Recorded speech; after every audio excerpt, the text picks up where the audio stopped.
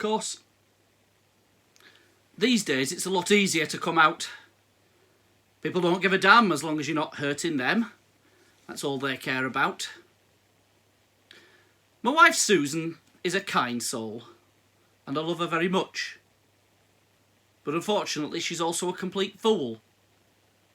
She never knew I was homosexual. I hate using the word gay. Nothing gay about being homosexual in my book.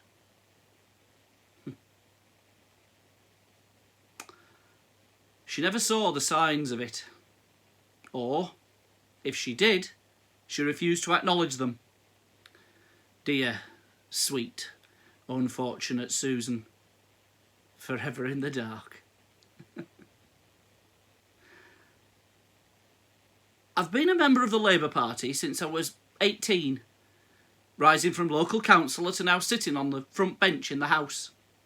My dream career, my real vocation, my passion for politics undimmed, no matter what happens.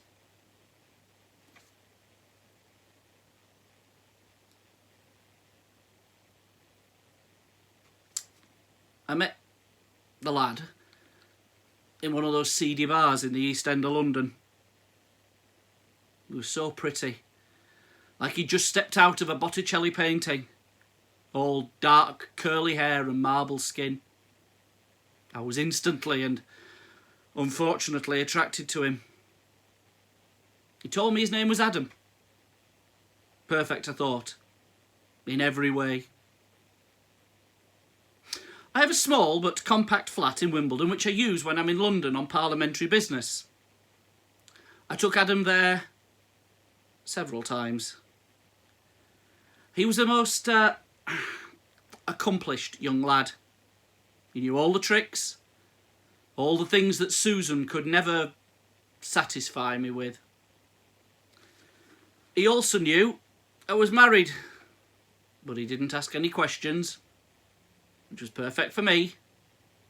No questions, no lies. One day, while I was in London, my wife called me from home to say that she had some news. She was leaving me. This was no surprise to me, really, because we'd largely been living almost separate lives for a while. I asked her if she was unhappy, and she said, no, not anymore. Well, part of me was relieved because I never liked lying to her about my other significant life. Maybe, I thought, this could be all about transparency at last. A realisation of truth between the two of us. I almost breathed a sigh of relief. I asked if there was someone else, and she said, yes. And I know it'll sound childish and unfortunate, but I actually felt rather angry and hurt by her admission. The voice of reason obviously saying, well, it's all right for you to have Adam and all the other lads, but it's not all right for Susan to have someone else. I know. Very selfish of me. She told me that she was seeing another woman from her tantric yoga class, and to be honest, I never ever saw that one coming. I'd never realised that she was also homosexual, or queer as they would have it said these days. Such an ugly and unnecessary word if you ask me. Like me, she'd lived a lie.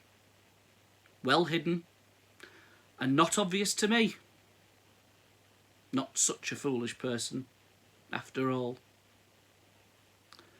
I pretended to be a little hurt and indignant when she told me. But it was just an act to satisfy our drama in situ. I knew deep down that this was for the best and we could both move forward. We made suitable arrangements to separate during the following weeks. And I told her I was pleased about her new love. I hoped that we would remain good friends. She agreed.